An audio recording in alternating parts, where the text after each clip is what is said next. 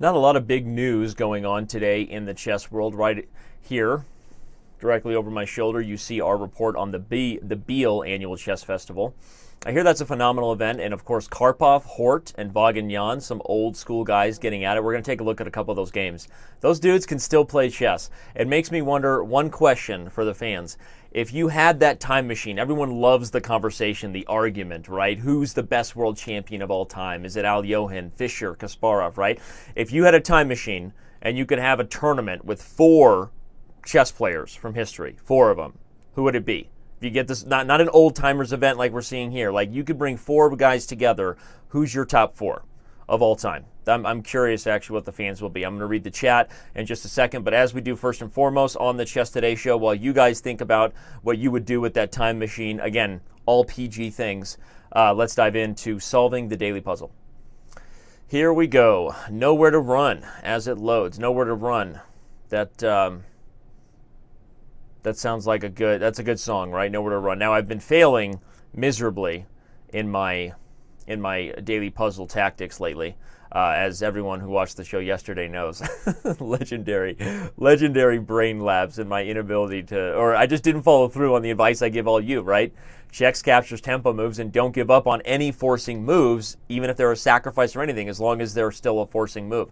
So let's see. On that note, bishop takes h7 is a forcing move, but that's no good. There's no rooks on the g file. Obviously, queen g5 check is not an option. So the most obvious thing to do as far as tempo moves goes is to bring the knight into d5. Taking on f7, the rook takes, no direct follow-up check. That doesn't open up any new options. So I'm just going to instinctively say, oh, wow, I got it wrong. Knight to d5 is not it. So what's the answer? It's queen f5, right as I said that. Okay, so queen f5. Okay, the idea of knight to d5, for the record, was also likely winning, right? Knight to d5 was also likely winning, hitting the queen and threatening knight e7 mate. That was my idea, but apparently it's not as winning, right? So you guys know you can click on this little analysis button if you aren't necessarily thrilled with the answer. You can see that it pops up and tells you the answer according to the Stockfish engine as soon as you click that little button. It's kind of cool. Okay, it doesn't allow you to make the analysis move right there, but okay, you can click on the analysis board and you're able to bring that position over to our analysis, chess.com/analysis, by the way, if you didn't know that you can do that. So knight to d5 is apparently not as good as I thought it was, according to this. In fact, let's just go there. Let's just go there in full screen mode so you guys can see my failures for all that they are. So we click on the daily puzzle. One thing that's cool now is you can click this little analysis button after you solve it, whatever. Let's just solve it again so we can do it. And if you click the analysis button, initially it's going to give you kind of what the engine thinks, but if you click the analysis and you're not satisfied, it takes you to our analysis board editor, which is cool because, just our goal more and more is to just sync up every feature on the site with your ability to instantly analyze it and take it to the next level, right? Because everything you do here you can save and keep in your own notes for later. So knight to d5 is apparently just not as good as I thought it was. And it's because if the queen goes to b7, you can just sack the queen. Yeah. So classic jumping at the first move I saw. So my daily puzzle struggles continue live on the Chess Today show.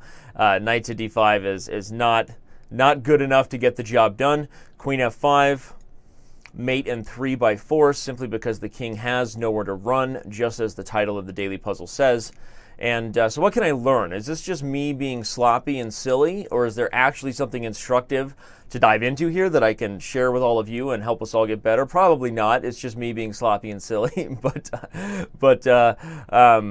Anyway, I guess I just gave up too quickly on h7 again. And again, I guess I need to pick up my game. I'm going to dive into solving some puzzles today for you so that missing, you know, a 1500 level problem is not, it's not in my bag. Okay, that's not what I'm about. All right, we'll solve some 2700 puzzles before the day's through. But before we do, let's do what we do and go back to my question to all of you in the chat. This is the Chess Today show. If you're somehow catching it for the first time, it's sort of a podcast style format. I take you through the first half an hour that I have on the site every day. Yes, I did roll into work at about noon Pacific time. Well, I get up in the morning, I work from home, I bust out emails with, you know, as much as I can, you know, get tortured by the kids, I go do CrossFit, I get some breakfast, I shower, and then I get into work, right? So my work day is, you know, it's a little bit sporadic. Sometimes, depending on the event, none of that happens, and I'm here at, you know, 6, 7 a.m., right? But overall, yes, you know, sometimes I do roll into work at the crack of noon. I actually rolled into work about 45 minutes ago, but was kind of checking into some other stuff before the judgments get really harsh. So, good evening, Danny. You're an ass. That's great. Thanks. I love it. Ibrahim, 1995. You're a gentleman and a scholar, right? And you didn't even spell it right, right? So I'll give you that. But thanks for tuning in to dish out the insults, buddy. Let's see who we got. Kasparov. Okay, so we got some good ones. Tone Deaf 1982 answered my question. Okay, Kasparov and Fischer, I think, are going to be on the top of everyone's list. If we get to do this time machine thing and create this event where we want to figure out who's the best player, right? Or it's just your favorite players and you want them all to come together for this sort of like fantasy game, right? And they get to play a tournament.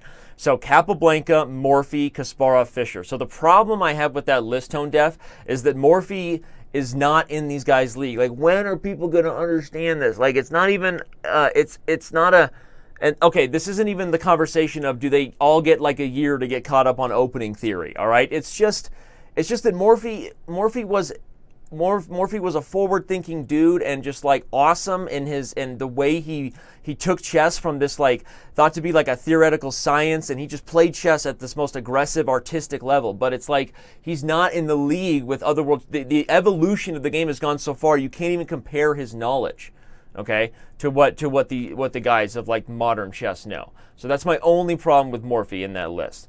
I think let's go to Chess TV and see what other lists we got. We got Alekhine, Kasparov, Carlsen, Capablanca. Okay, I think that's a pretty good list. I think that my list is Alekhine, Kasparov, Fischer, Carlsen. So if I had to say my list, I like that list from Farhan Aben 1984 in the Chess TV chat. But I would drop Kappa and bring in Fischer. Although it might be nice to have two guys of the same era, right? Capablanca and Alekhine, they both wake up from the dead and they get to have this like rematch and things get weird, right? And they're like, "Yo, how have you been in the afterlife?" Like,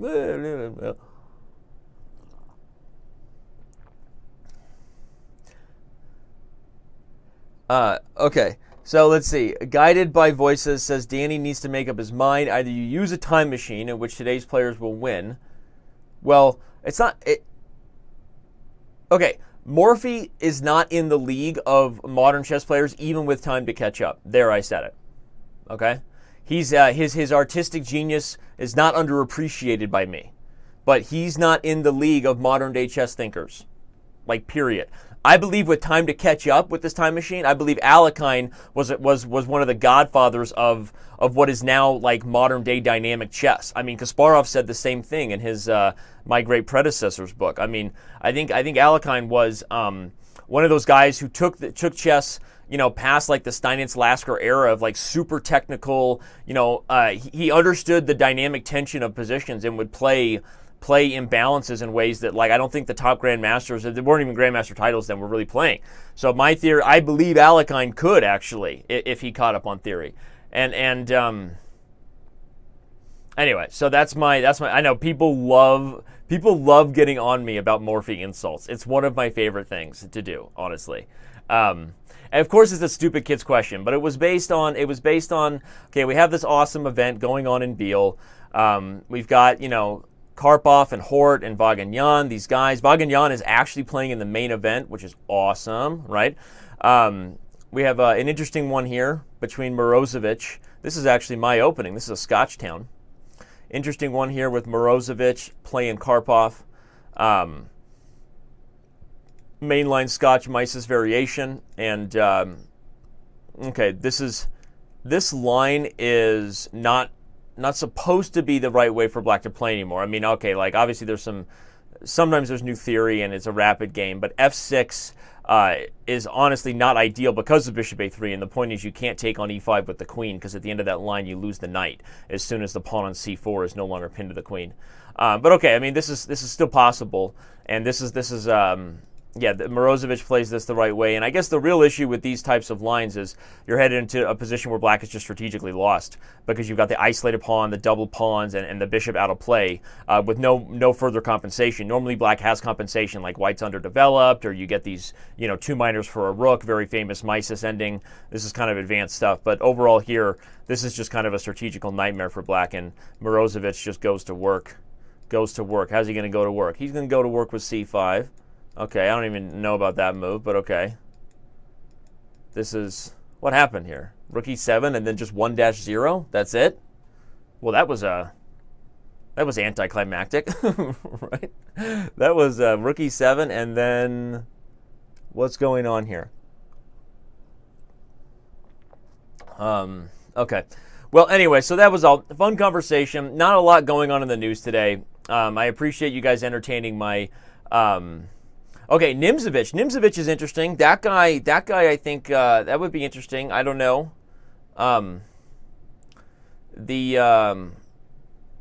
Yeah, or this is just a tournament of people who you would love to see play chess and be favorites. And maybe I'm wrong, obviously, about my opinions regarding, you know, Morphy or whatever. But I think, I don't know. I think I'm in the majority of how like professional players today feel.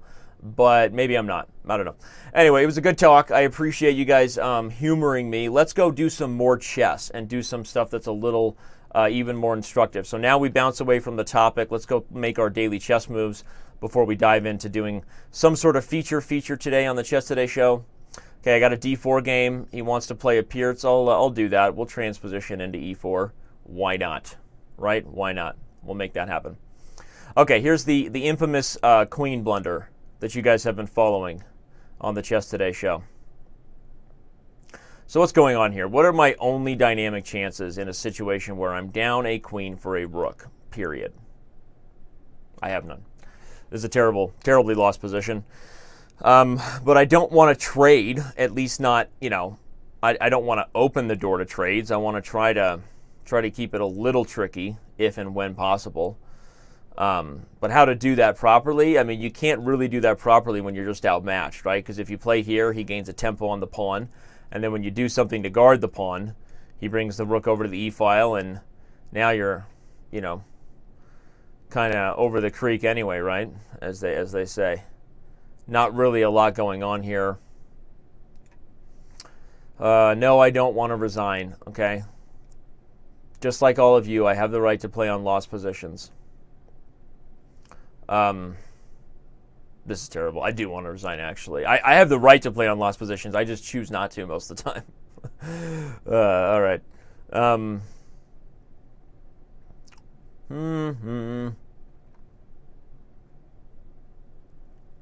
I need a trick.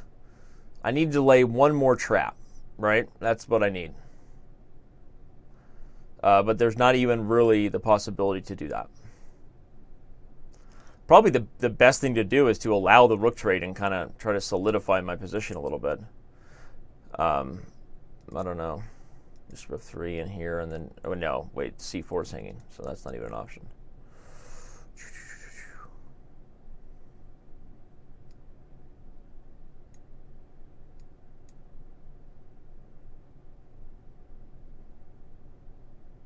No, this is just... there's no compensation here. The e-file is falling apart rather quickly.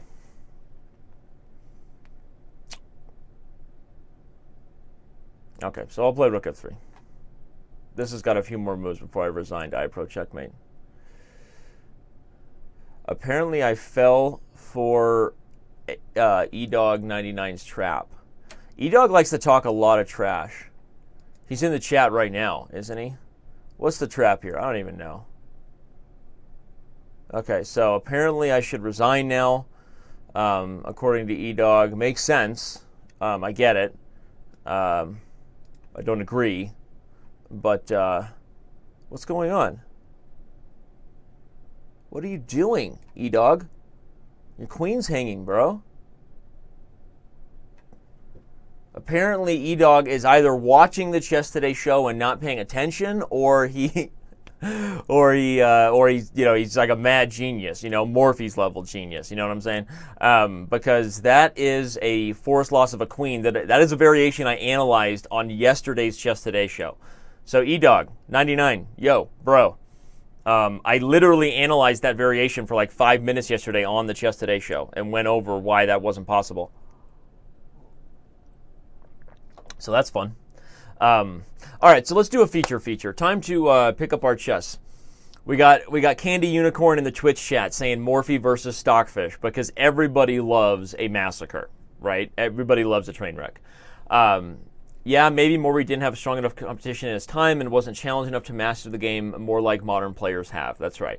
People love Morphy's chess because, and Morphy, honestly, like the opera game, you're talking like perfect chess, right? You're talking about, but it's also, it's not, it's a conversation as long as like we're just appreciating like his ability to execute against the level of competition that he was facing, right? And would that transfer over? It's not really a conversation in terms of like the quality of chess he played, but again, maybe he wasn't challenged enough. So Tone Deaf makes a good point, right? If he wasn't challenged enough and you got to learn hard lessons in order to improve, right?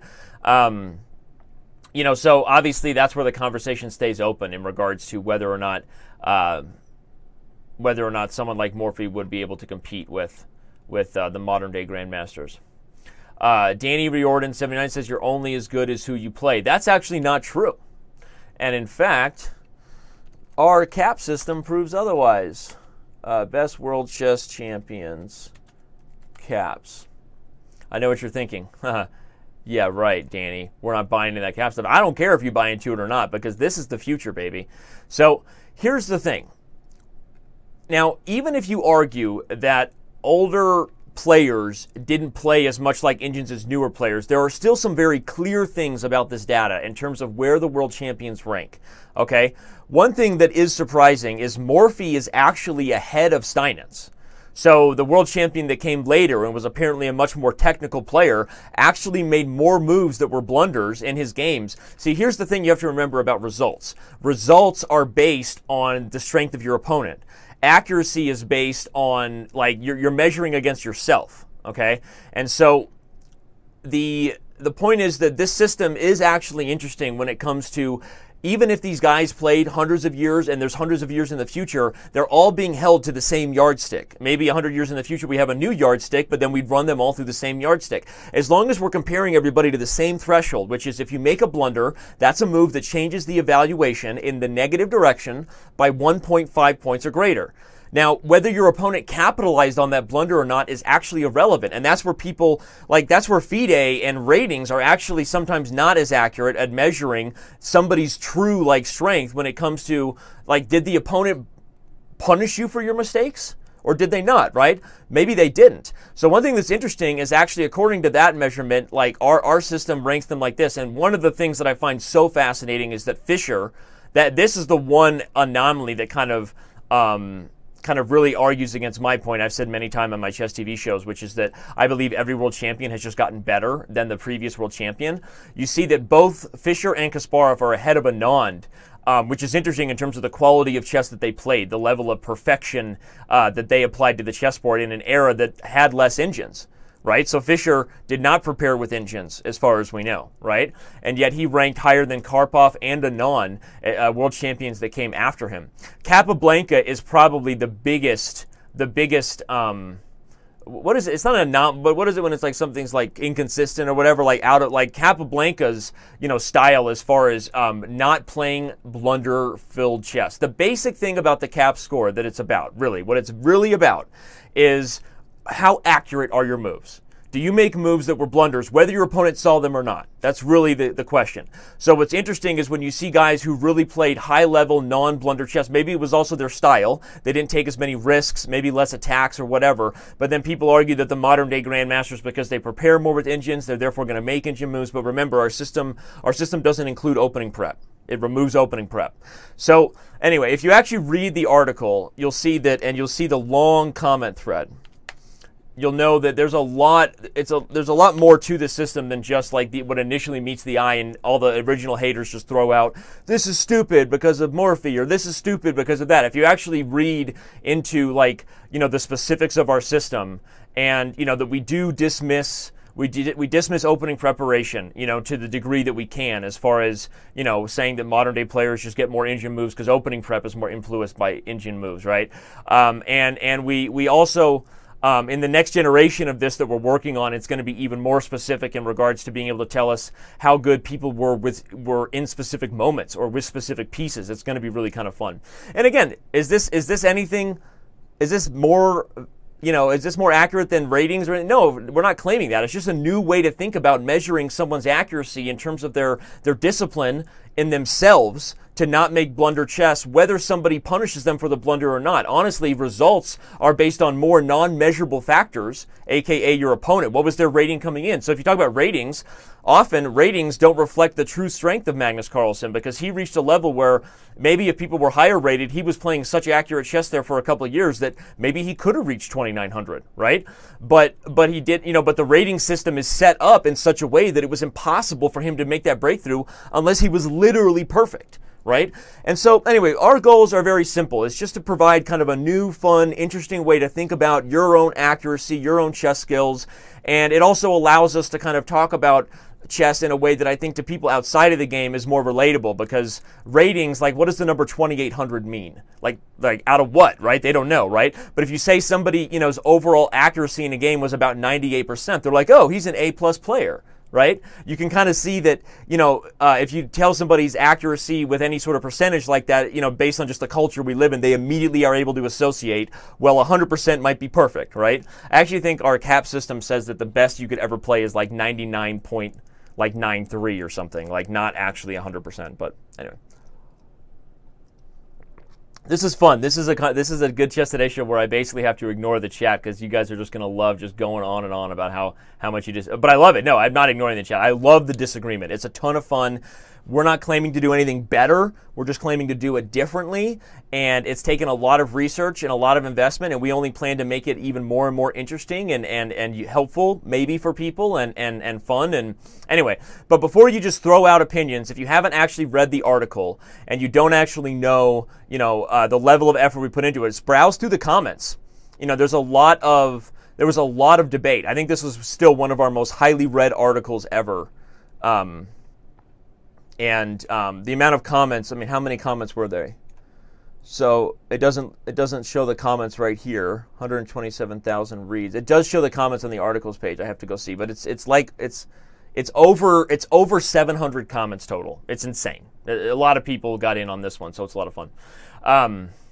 Maybe eventually, fancy play syndrome, we may allow you to bring in your own OTB games. Currently, Caps is available only to premium members. And also, I want to remind people, because I get this question a lot, how does a cap score really measure? Like, to an individual game, a cap score is not as accurate. It's useful, and we give it there. Basically, honestly, I'm gonna give it a little secret because it's kind of fun to let you see it, but it's sort of not right. It's kind of a little bit of not having integrity to the system. The system needs more data. The more games it can compare over time, the more accurate an evaluation it can give you. So you may play a game and it tells you your cap score was like 97%, and you're like, yo, bro, I played like Kaspi that game, right? But over a course of time, running all of your games through our system is really where you're going to get a more accurate evaluation of how accurate are you? How often are you playing moves that were accurate, whether your opponent punished you for inaccuracies or not? Again, it's your ability to measure yourself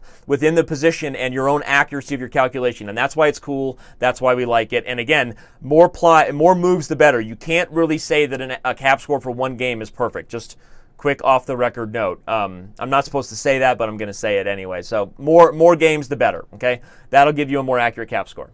All right. So I said we were going to do a couple puzzles. We're basically running out of time. I got a little sidetracked, but let's solve some puzzles before we hand the torch over to the one and only Luis. If you guys, has anybody here speak Spanish, not checked out Luis's shows and videos and things. Luis he might be the most talented video instructor for chess like ever. Like, Luis is hilarious. He's a phenomenal instructor. So I know not everybody speaks Spanish, but he's great. Anyway, let's do some puzzles because I do want to actually redeem myself slightly. Bishop d6 check, king h1. No immediate follow-up. Bishop d6 check, king h1, queen to g3, king to g1. Queen h2, king up, bishop check, king runs. I feel like there's a mate here. I just want to find it fast. Come on. What's the answer here? What's the answer? Rook to c3 doesn't do it. Bishop to d6. Bishop to d6 check, king h1, queen to g3, king to g1, queen h2 check, king f2. Where's the rook coming in? Rook to c3 at some point? No, you can't play a move that's not a check. There's queen e8 check. Unless I play it now, right? Rook to c3. If he took f7, I could give a check, but that's not going to work. So what's going to be the answer here? Come on. Bishop d6 check. King h1. Queen to g3 check. Or sorry, queen to g3. King over. There must be some idea of getting h4. I can give check on h2 and then take h4. But then he runs, and then what?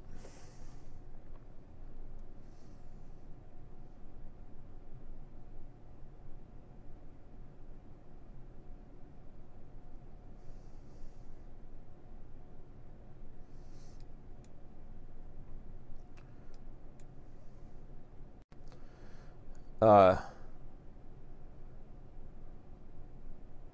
think I can take h4. That's my move. That's what I was getting to. Sorry, I played the first couple moves without telling you guys my thoughts. I'm going to do it. Ah! What was it?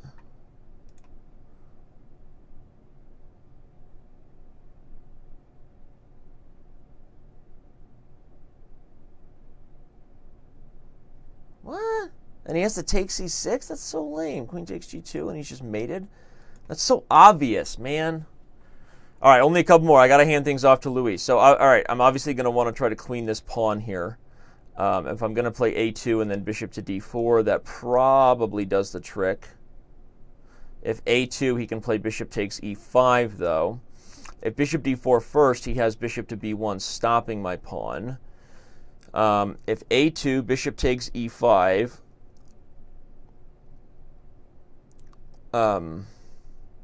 knight to b5, and then I have bishop to d4 coming, and it's unstoppable. I'm going to try that.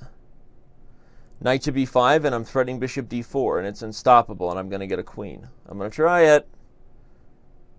Boom town.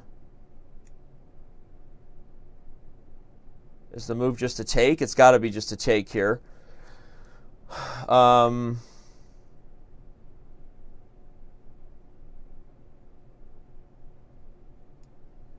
Got to be just a take, and then play knight c3 to guard the pawn. And then you get with check and you queen. Whew. All right. I'm going out on top. Danny drops the mic. Solved a puzzle to end the Chess Today show. Proved to you I'm not a total hack. Or am I? Hashtag twist ending. Hashtag Tarantino. Hashtag make sure you follow me on Twitter. Subscribe to all the channels. All that stupid stuff. Everything I'm supposed to say. Please stick around and watch Luis's show if you are even, mildly fluent in Espanol, right? And have fun on chess.com today. Go solve some puzzles yourself. And yeah, go ahead. Check out the Caps article then. Leave comments if you don't agree, if you haven't checked it out. Go ahead. Debate in there amongst yourselves. Talk amongst yourselves, all right? Get some coffee. Get some coffee and talk amongst yourselves, okay? Feeling a little verklempt? Coffee talk? Go talk amongst yourselves.